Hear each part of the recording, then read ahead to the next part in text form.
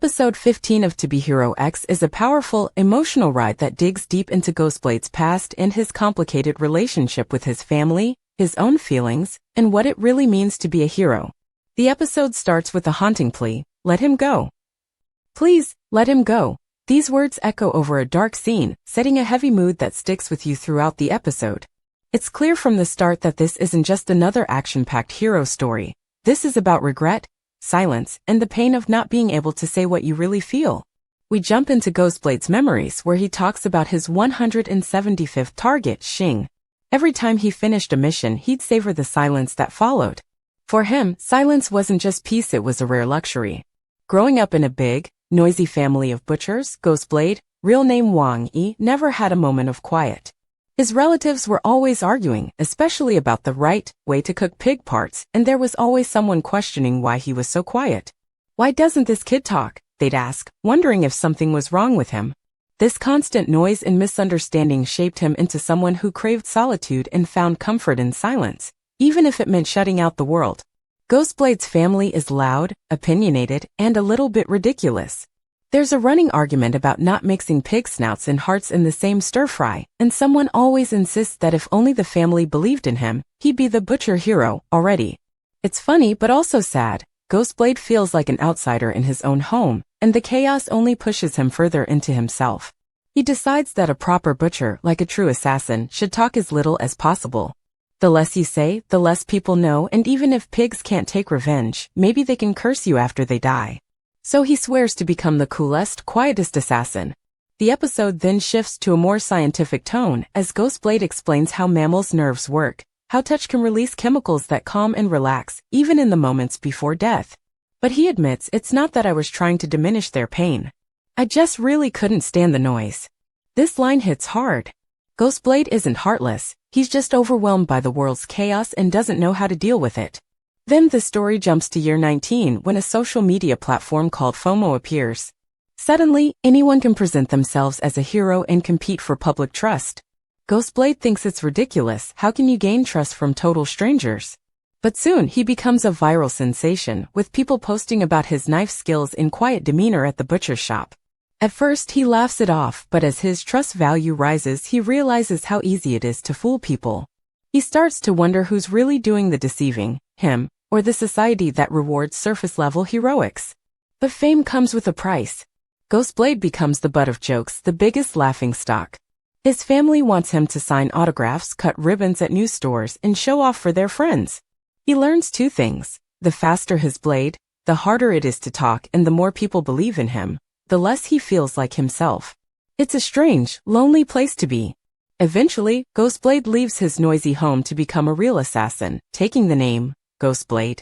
He never looks up information about his targets, he just assumes they're in the wrong. Greed, weakness, violence, lying, betrayal, even knowing too much, all of it is wrong in his eyes. But as he carries out his missions, he starts to realize that things aren't so black and white. When he kills Xing, he hopes Xing won't curse him in death, because it wasn't really his choice. The episode then takes a turn toward romance and family. After rescuing a hostage named Zhang Lan, Ghostblade finds himself drawn to her calmness. She's unshaken, even in danger, and their connection is instant. 176 days later, they're married.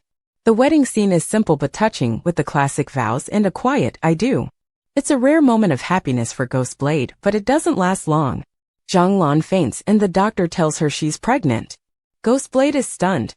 For the first time, he realizes that independence isn't everything. He wants a real family. This realization changes him. He decides to open up, to try and be a better husband and father. But it's not easy. His family is still loud and demanding, and he struggles to express himself. Zhang Lan eventually tells him, "I know you still can't talk, but can you at least nod or something?" She decides to take their daughter and leave, so Ghostblade can have his peace and quiet. He admits, "My family wasn't wrong about me. I do have a problem. I don't know how to express emotions. Because I can't even tell what emotions are. All I know is what I should do." This is where the episode really digs into the pain of being misunderstood. Ghostblade wants to connect, but he just doesn't know how. He starts to understand his own father, who is always more of an observer than a participant. He also realizes what he saw in Shang's eyes before he died, a mix of regret and understanding. The story then shifts to Ghostblade's daughter, Nuonuo. He realizes he doesn't know anything about her favorite foods, her hobbies, what she wants out of life. He tries to make up for lost time by eating her favorite ice cream, listening to her music, and watching her movies.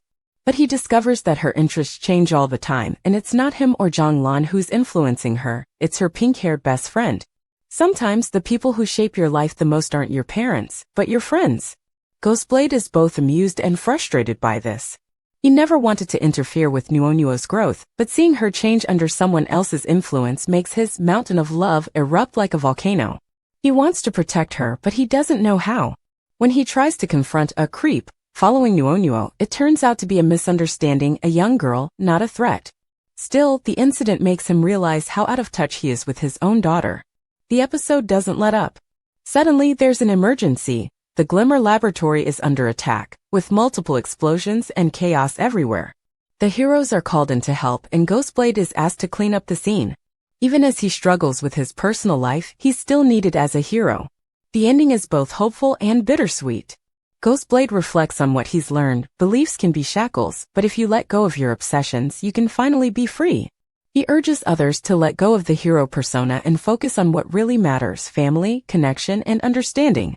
He wants everyone to move in together and enjoy each other's company, especially as their parents get older. It's a simple wish, but it feels huge for someone who's spent his whole life running from noise and chaos. To Be Hero X Episode 15 is a standout episode that's less about flashy powers and more about the quiet struggles we all face, wanting to be understood, wanting to connect, and not knowing how. Ghostblade's journey is raw and relatable, and the episode's mix of humor, sadness, and action makes it one of the best in the series. If you've ever felt like an outsider in your own family or struggled to say what you really feel, this episode will hit home.